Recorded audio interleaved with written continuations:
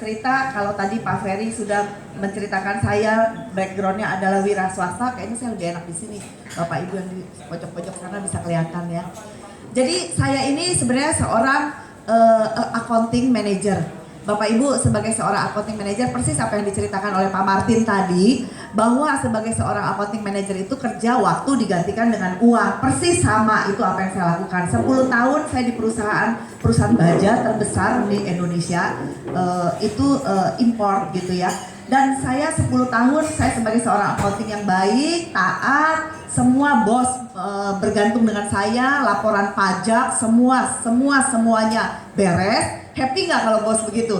Happy banget ya. Terus tapi sayanya kok mau punya anak, nambah anak kok takut gitu. Jadi mulai kuliah, dari kuliah tingkat 2 saya sudah bekerja accounting manager. Terus kemudian sampai merit, sampai mau punya anak tuh kayaknya takut mau punya anak 2 gitu. Sebenarnya nggak jelek di perusahaan itu ya.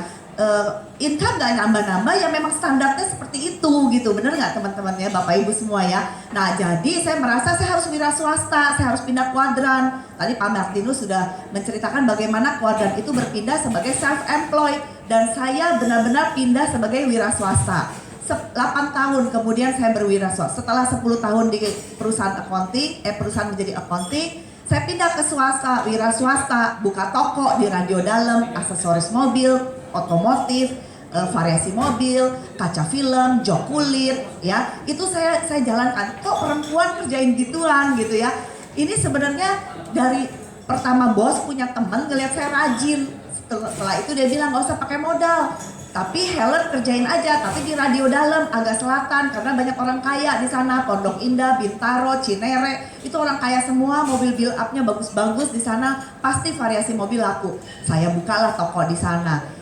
Karyawan nggak jelek Bapak Ibu, tapi ada masanya. Setelah 10 tahun masanya itu untuk kita mempunyai lifestyle yang lebih lagi sulit. Nggak bisa 2 kali income kita, 3 kali income kita. Seperti tadi Pak Martin bilang, yang penting percepatan income. Bukan hari ini income saya gajinya 40 juta, tapi percepatannya cuma 10% setiap tahun. Itu kan masalah gitu.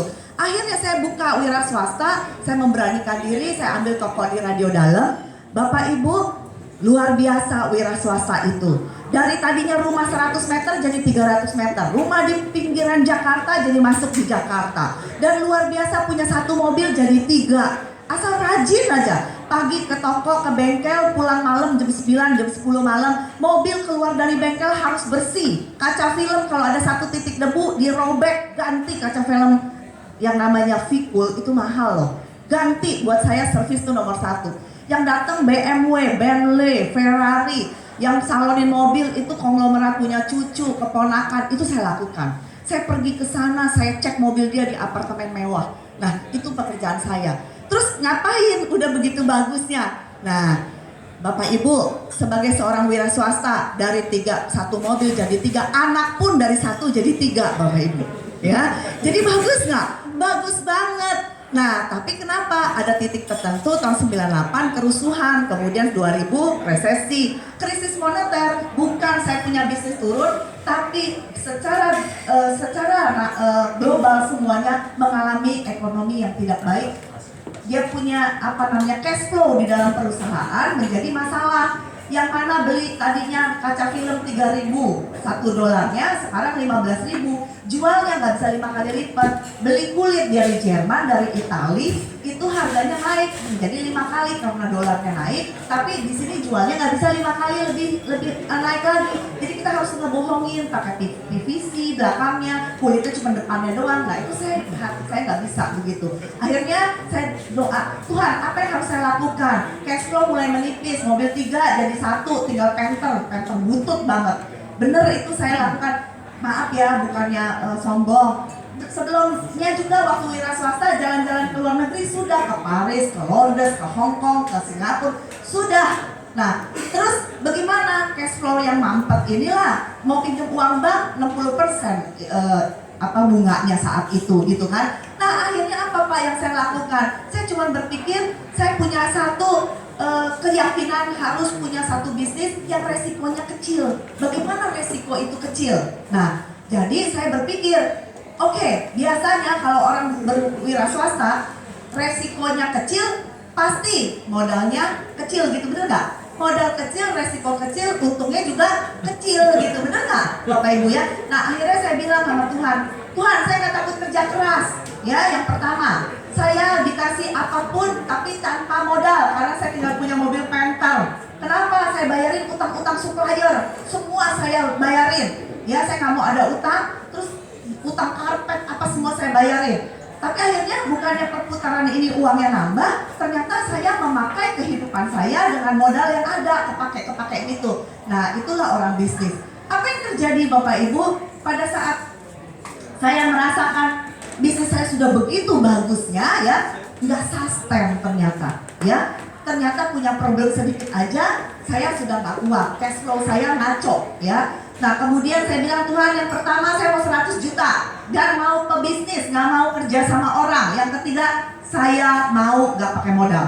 Itu permintaan saya minta sama Tuhan 100 juta per bulan. Anak saya ada 3 mau sekolah di luar negeri. Kalau dia nggak sekolah di luar negeri, saya kalah sama adik-adik saya. Adik saya semua punya usaha yang bagus, mereka semua berkarir juga bagus, mereka sekolahnya di British School ya anak-anaknya. Saya bilang saya nggak bisa seperti itu. Tuhan itu saya mau.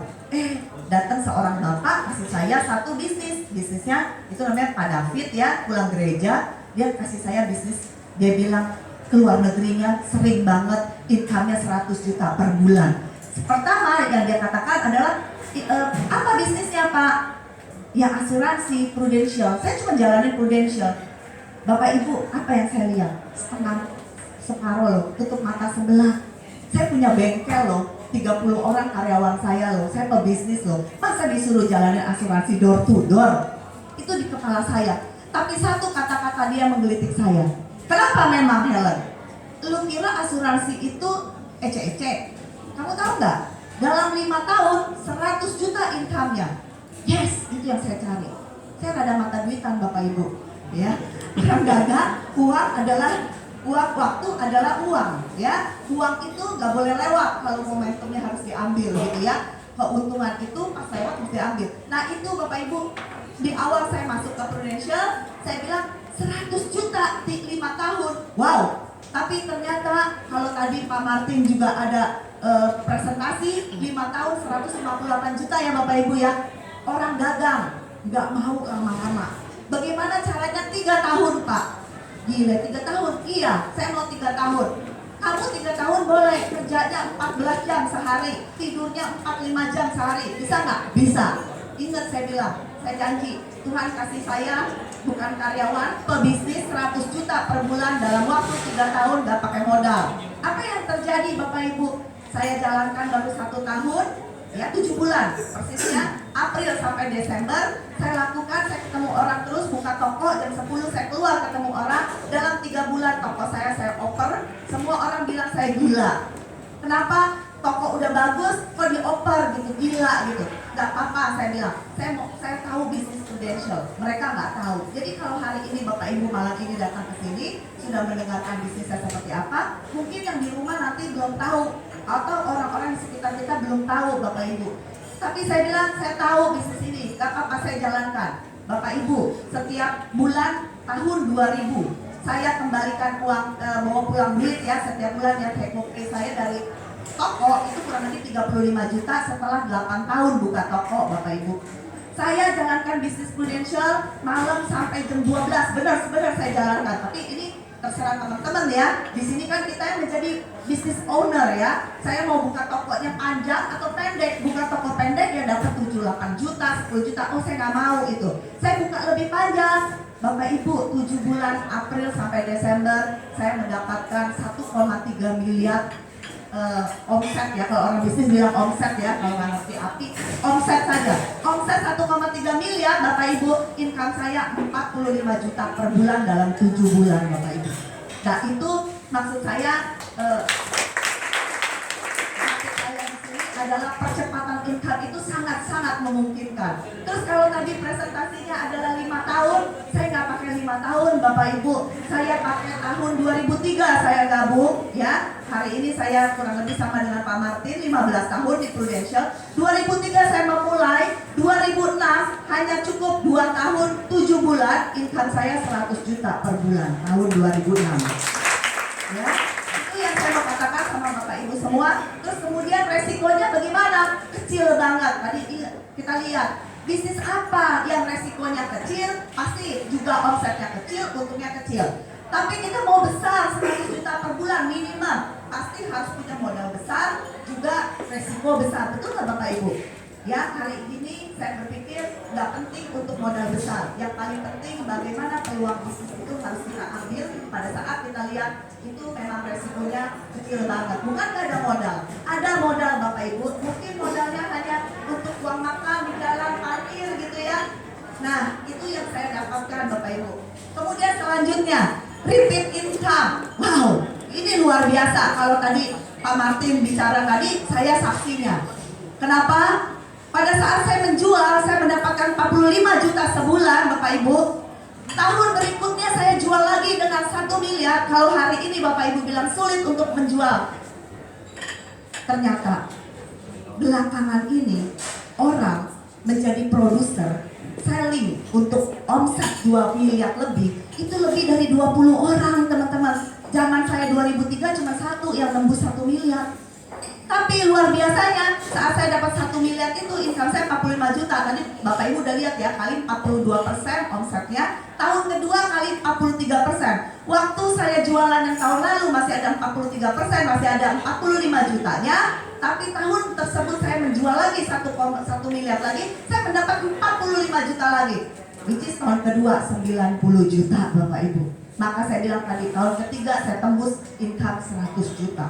Nah itu yang terjadi. Nah kalau bilang repeat income ini, hari ini kalau tadi Bapak Ibu menyimak, royalti seumur hidup Bapak Ibu ya. Terus kalau Bapak Ibu menyimak, dulu pertama kali saya gabung, mungkin Bapak Ibu di sini saya nggak tahu tertariknya dengan yang mana angkanya. Di awal saya gabung, saya tertarik dengan 100%. Komisi 42, 43, 555, 100% dikembali.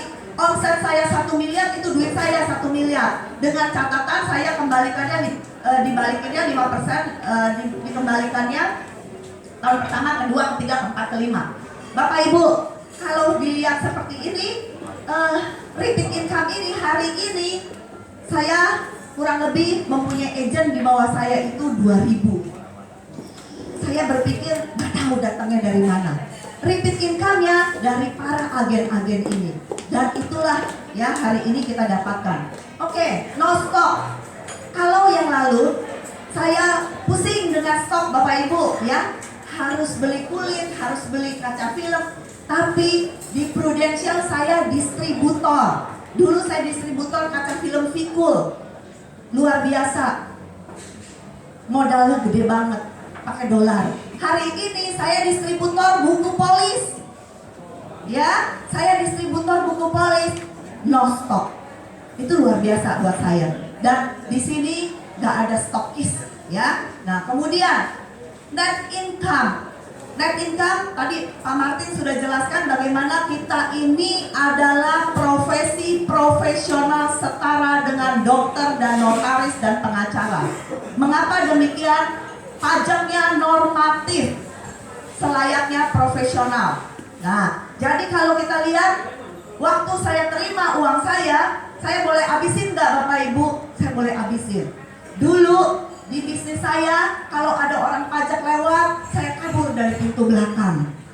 Terus saya deg-degan, ya. Tapi hari ini saya boleh pakai uang saya bayar pajak dengan teratur, ya. Lebih dari 50 juta setiap bulan saya bayar pajak, ya. Jadi kalau Bapak Ibu lihat, ini benar-benar net income. Yang kedua, kalau dulu saya punya bisnis, saya jalan-jalan ke luar negeri, minimal 100 juta habis Bapak Ibu.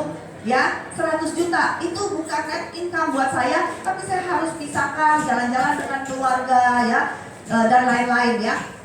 Tapi saat di Prudential saya jalan-jalan dibayarin sama Prudential. Jadi itu net income benar-benar yang boleh saya pakai ya. Mau beli apartemen ya beli aja gitu ya. Lihat mobil Mercy bagus ya beli aja gitu. Ya udah deh gitu.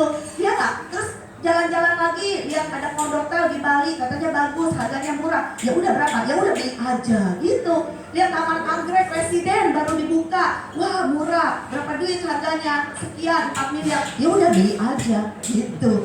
Nggak usah pikirin lagi yang lain, semuanya udah net income-nya. Ya, nah ini menurut saya luar biasa. Bukan karena saya di Prudential, tapi memang saya memberikan ini buat teman-teman. Saya merasakan banget ya, hari ini saya mau tularkan perasaan saya ini. Time flexible, nah ini yang terakhir. Time flexible ini Bapak Ibu, waktu di awal saya masuk ke Prudential, saya punya anak usianya 2 tahun ya. Kalau teman-teman berpikir ada time flexible di awal, yes betul. Bukan time freedom. Saya bisa mendelegasikan suster pembantu untuk anak. Jadi kalau hari ini orang bilang begini, kan saya anaknya masih kecil, saya nggak bisa jalanin, saya nggak bisa keluar rumah. Bapak Ibu, saya punya anak 3 loh, ya SMP, SD, dan 1 lagi umur 2 tahun saat itu, ya. Tapi saya bisa lakukan. Time flexible. Kalau Bapak Ibu Katolik, hari ini saya itu menjadi 2 periode. Tahun 2003 saya adalah ketua lingkungan. Itu orang meninggal saya datang, orang doa 40 hari saya datang, merit saya datang, orang sakit harus dikunjungi, doa rosario di rumah, doa lingkungan, semua dijalankan. Tapi saya juga luar biasa. 2003 saya menjalankan pelayanan di gereja. Ternyata 2030 saya memulai di Prudential, hasilnya fantastis. Ya, nah itu time flexible ini setelah saya dapatkan pada tahun 2006, setelah saya punya income lebih dari 100 juta per bulan, saya menjadi agency director. Nah itulah saatnya saya punya waktu sama anak saya yang luar biasa. Anak saya ada yang satu cewek, satu-satunya cewek, jadi cowok, cewek, cowok. Nah saya bisa sama anak saya setiap tahun pergi ke luar negeri, kadang-kadang pergi hanya berdua. Ya, ini sekolahnya di Sydney, kemudian pergi sekolah lagi di Shanghai ya. Dia cuma bilang gini, Mama, ini di China nggak enak loh makanannya loh. Aduh enak banget, terus kamu mau apa? Mau teri kacang mah, pakai sambal yang enak. Ya udah saya berangkat ke Shanghai cuma bawa teri kacang teman-teman. Ya, saya di sana cuma 4 hari.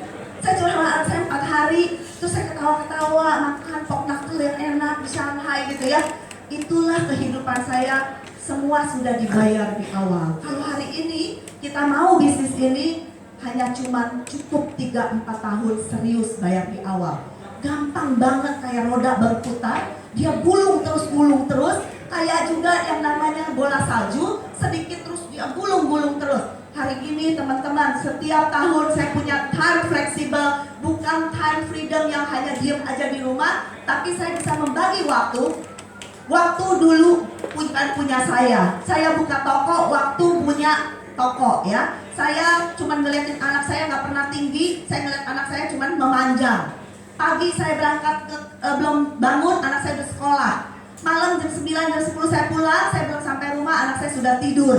Jadi saya cuma melihat tiap hari anak saya memanjang, nggak pernah melihat dia tinggi Bapak Ibu. Tapi setelah di Prudential saya berjanji, saya punya time quality time saya dengan anak-anak saya. Dan setiap tahun kami backpacker teman-teman, Bapak Ibu. Dan hari ini saya sering sekali, ini anak saya Bapak Ibu. Yang ini tadinya baru usianya 2 tahun, hari ini sekolah di Seattle ya di Amerika. Kemudian 2 Clement yang hari ini juga sudah join di Prudential menjadi agency director di Prudential. Di University of Sydney, University of Technology Sydney, Bachelor of Engineering. Ini Clement sudah selesai. Kemudian yang kedua adalah Claudia, itu adalah desain ya, Bachelor of Design. Nah ini udah selesai di Sydney. Kemudian bukan ini saja, karena anak-anak ini saya nggak mau dipisah-pisah, saya beli 1 apartemen di Prudential. Dari Prudential maksud saya, dari Prudential untuk anak saya 3, dan saya nggak ada bisnis yang lain, dan semuanya dari Prudential. Hari ini saya punya flexible time buat anak-anak saya, kapanpun mereka membutuhkan saya ada di samping mereka. Dan hari ini saya mau mengatakan sama Bapak Ibu yang sudah hadir di sini, ambil peluang bisnis, jangan didiamkan dan jangan dilewatkan kesempatan opportunity malam ini. Itu aja, thank you, terima kasih.